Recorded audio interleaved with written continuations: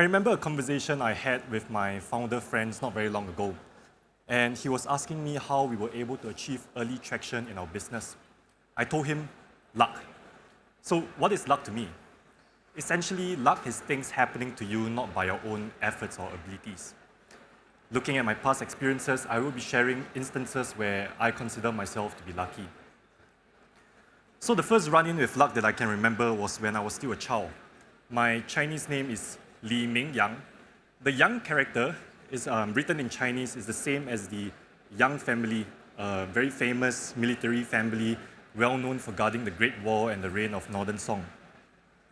They were highly spoken by the late generations for their loyalty, their bravery, and their prowess.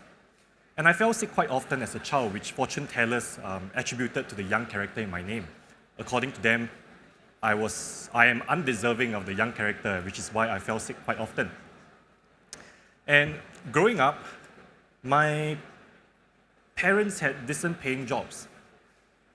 And what that means is that they were able to afford food, meals, education, as well as a roof over my head. And because of my dad's job, I was able to have a personal computer at home from a very young age. So I was already luckier than most, not by my own efforts or abilities. And this luck exposed me to building things out of Legos from a very young age and also playing computer games. And these experiences then shaped me to become an individual who is always very curious about how things work and how they are constructed. By the age of 12, I started learning how to code.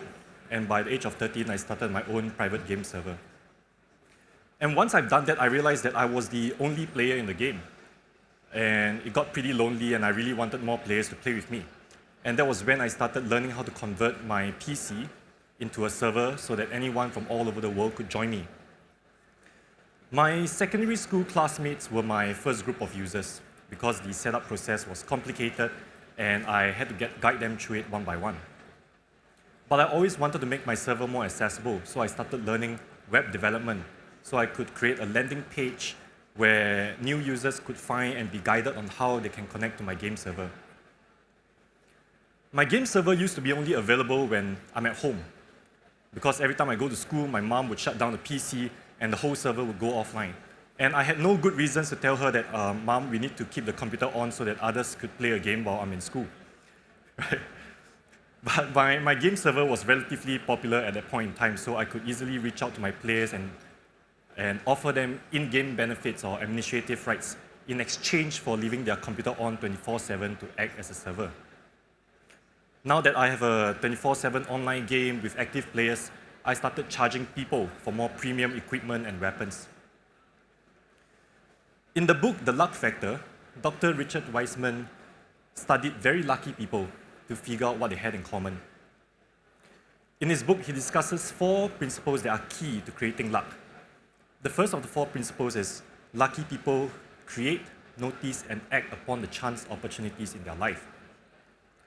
What that also means is that by being open to new experiences, you can maximize opportunities in your life. In retrospect, me being open to learning new technologies and overcoming hurdles at each step of my way led directly to new knowledge and monetary benefits. By age 14, family financials became a problem. And even though I was making my own income from my private game server, it wasn't a sustainable one because in the very same year, when I was 13 years old, I got served with a cease and desist letter from the original company of the game.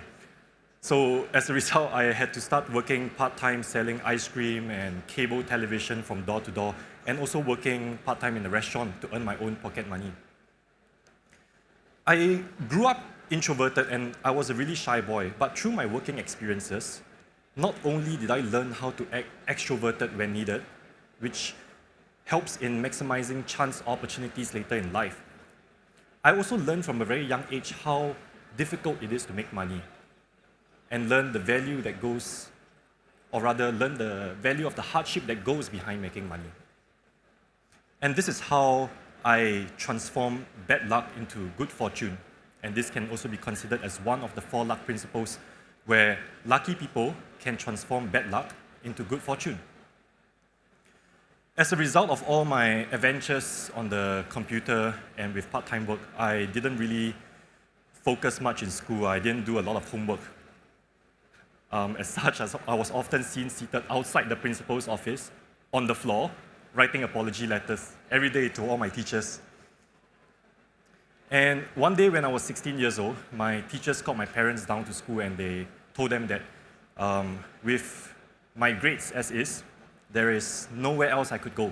No schools are going to accept me for further education. But at that point, I really knew that I wanted a career in tech. And I wasn't going to let some exam take that all away from me. I wasn't going to let some exam tell me what I can or cannot do. So only in that year, I studied really hard. And by the end of the year, I did pretty well. And because of that, I was able to forge my own path, learning IT in vocational school and eventually learning IT in university. By knowing and understanding myself and also forming my own set of expectations about how I want my future to be like, I was able to convince myself on what I need to do and what has to be done. And that is how lucky people's expectations about the future can help them to fulfill their dreams and ambitions. To be honest, most of the decisions I've made thus far has always been irrational or a progression from a previous irrational step, which is why I struggle to find a good example on how lucky people can make successful decisions by using their intuition and gut feeling.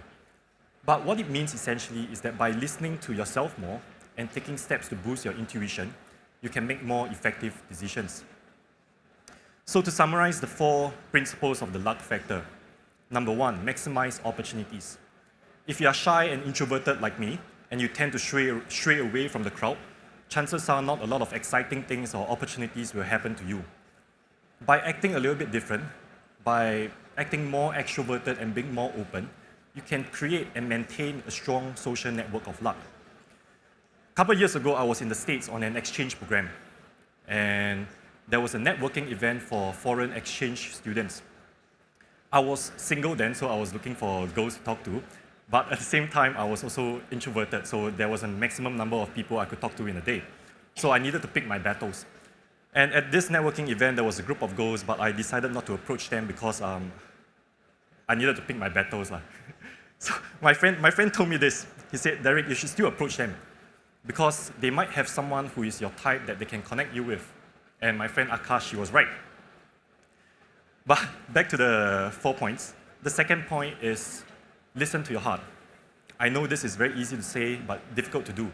But what I found that works for me so far is to work in isolation. I find that in doing so, it clears my head and also lessens the likelihood of making bad decisions due to poor judgment.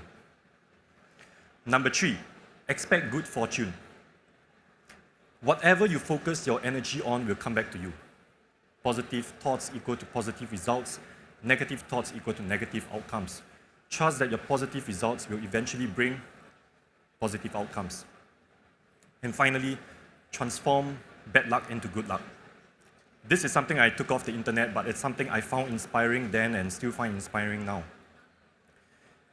If you had $86,400 and someone stole $10, are you going to spend the rest of your money to seek revenge? Or are you going to sit and cry that you lost $10? Or maybe you will just move on and live. Chances are we are all going to move on and live. And that's the same in life. We all have 86,400 seconds in a day. Don't let a negative 10 seconds ruin the rest of your day. In other words, don't sweat the small stuff because it doesn't help the world offer you better opportunities. What I think I've really been talking about is how to become a luckier person by having the ability to materialize luck. But what I want to argue, using an oversimplified example, is this. I managed to start a company with some form of traction because I have very good co-founders.